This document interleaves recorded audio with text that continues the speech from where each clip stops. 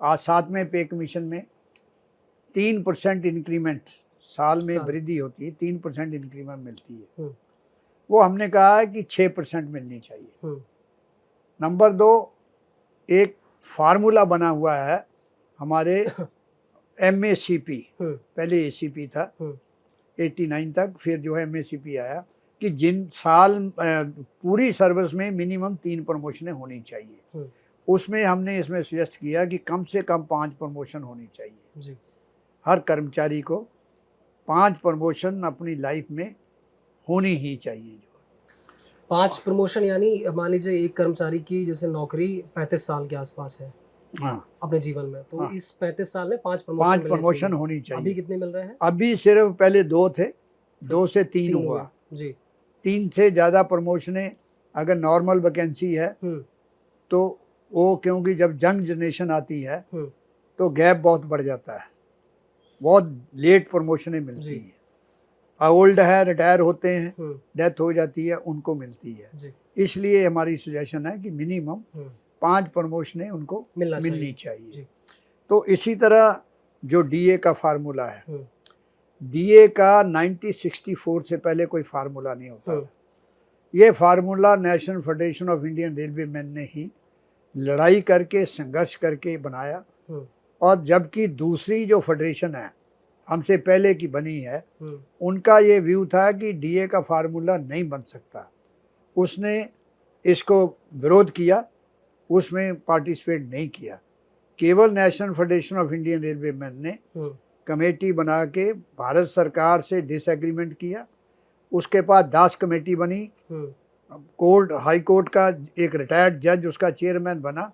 उसके बेसिस पे कि महंगाई भत्ता कैसे मिलना चाहिए उसका फार्मूला बना, जो जब तक गवर्नमेंट अदारा, कारपोरेशन वगैरह रहेगी वो फार्मूला चलता रहा है, महंगाई भत्ता उसी से मिलता है।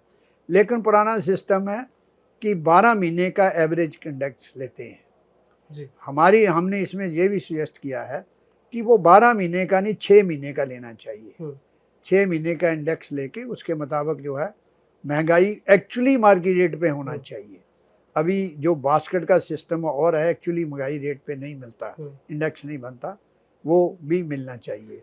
मतलब आप ये कह रहे हैं जो साल भर में 2 बार DA हाइक होता है, वो एक बार की कैलकुलेशन पर होता है। आपकी जो डिमांड है वो आप ये चाहते हैं कि पहले 6 महीने जो बढ़े वो एक बार, देन इसके बाद जो अगली बार जो हाइक हो वो आज के कैलकुलेशन के हिसाब से, जो महंगाई भत्ता, जो महंगाई जो बढ़ रही उसके हिसाब से होना चाहिए, मार्केट के एक्चुअली हिसाब से होना चाहिए। ठीक है। और सर, हाँ जी सर। इसी तरह एक हमने ये भी कहा है कि एक यूनिट को, एक मेंबर को कितनी कैलोरी चाहिए वो भी कैलकुलेट करके हमने सजेशन किया कि 3490 कैलोरी एक इंसान को चाहिए जीने के लिए। उसके हिसाब से ये हमने मिनिमम और मैक्सिमम वो बनाया। तो उसमें हमने केवल 7 प्रपोज किए हैं, इतने कम करके, जो पहले चल रहे थे कम करके 7 को प्रपोज किया है कि ये नेक्स्ट में होना चाहिए जी। और इसी तरह अलाउंसेस हमारे पास कई तरह के अलाउंसेस है, और 8-10 तरह के अलाउंसेस हैं। कौन कौन से हैं इनमें? इसमें ये है कि DA है, DA, TA, HRA, DA है, TA है, नाइट ड्यूटी अलाउंस है, ओवर टाइम अलाउंस है, सिटी अलाउंस है, HRA अलाउंस है। ये इस तरह किया। इसमें भी हम लोगों ने सजेस्ट किया है, जैसे नाइट ड्यूटी, रात को ड्यूटी करते हैं, क्योंकि रेलवे 24 आवर चलता है, रेलवे कभी बंद नहीं होता, 365 दिन चलता है। रात में अगर हम नहीं चलाएंगे, हमारी गाड़ी चलाने की जो इंजन है, कोचेस है, उसका शेड्यूल नहीं होगा तो नहीं चल पाएंगे।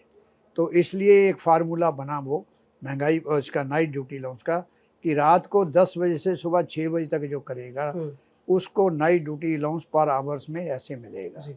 अब गवर्नमेंट ने धीरे धीरे ये कर दिया, जो नॉन गस्टेड स्टाफ है, SSC है, इनको डिप्राइव कर दिया। नॉन गस्टेड क्या है सर?